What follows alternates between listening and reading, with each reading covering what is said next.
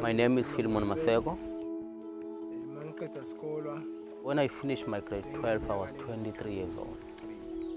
And now I'm 42. My father had 10 wives.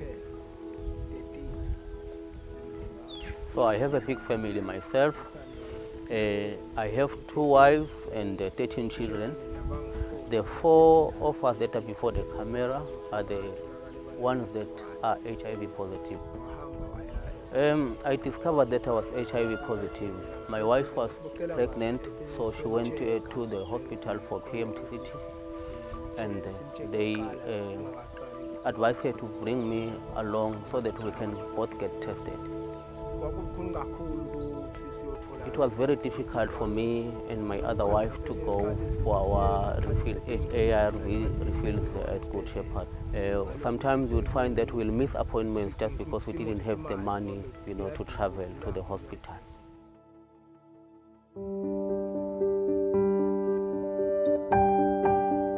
Most of the people that are out here, if they have a job at all, it would just be piece jobs that would be maybe 200 Rand a month, which is equal to about $30 US. And if you think about it, when one round trip to go to Good Shepherd to get their ARVs would be about 70 Rand, which would be close to $10.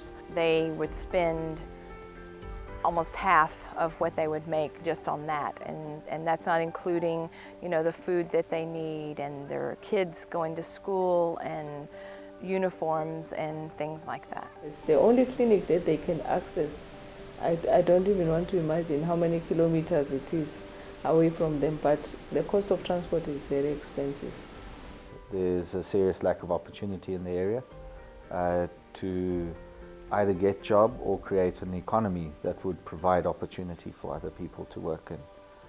There is just serious lack of opportunity in every facet. In the area is a huge sugar mill with a lot of employees, and if you don't fit into that, then you don't get an opportunity to work at all. And because of that, there's no real opportunity to create an economy of your own.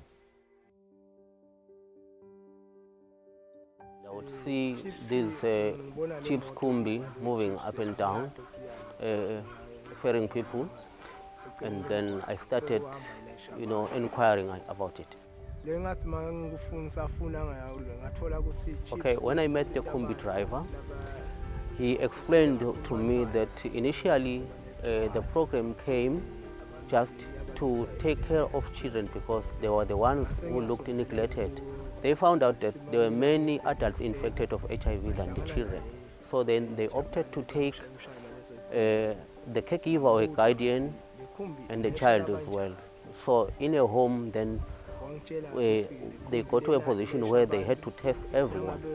If they find that people are positive, then they will take them through the stages of HIV.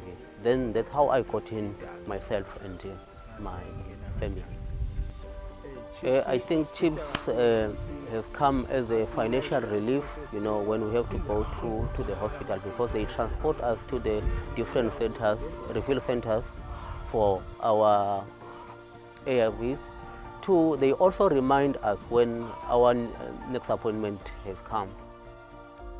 Well, he has HIV and therefore he needs ARVs. His wife needs ARVs as well.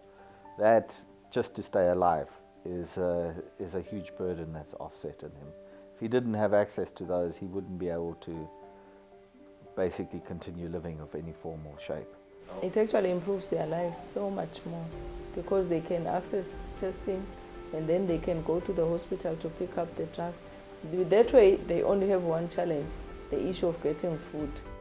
They have also initiated another project, which is the marula shells and nuts. Marula is primarily known in Swaziland as the local brew. I mean, that's what they brew the fruit every year. When they get finished brewing this, the nuts are just discarded. And you go into a lot of these communities and there's literally mounds of nuts that are discarded year after year from the brew that they're making. They require us to crack the nuts, the shells, so that we can separate the nuts from the shells. Then they come buy it from us. We actually purchase the nuts from the homesteads that are cracking them, and we package them, weigh them, package them, and we have them in a number of the grocery stores, the supermarkets between Mbabane and Manzini, as well as some of the smaller specialty coffee shops and health food stores. Again, just trying to open up a market for a resource which is readily available in great quantity in most of these communities. There's no market where they are, so the biggest problem they have is to actually get to the market. And CHIPS has assisted in a lot of aspects of trying to not bring a market in place there, but transport what they have into the marketplace. That is starting to create a mindset of now looking within the communities to see what else they can do. I think if it wasn't for CHIPS, we would be long dead by now. Because like I said before, sometimes there will be a few months where they will go past without me having any money. And when she suffered a stroke, I didn't have any money. And CHIPS came to my rescue because they are the ones who took the child to the hospital, and they also paid the hospital bill. Just that in itself is huge.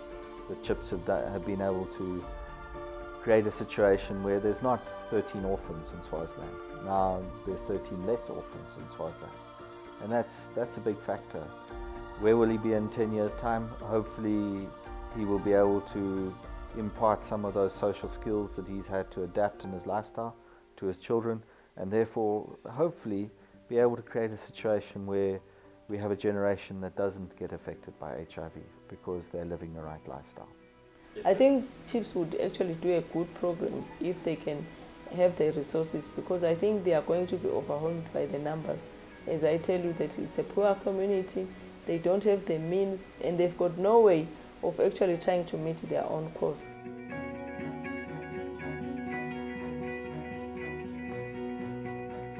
Our long-term goal is to build or have a local clinic.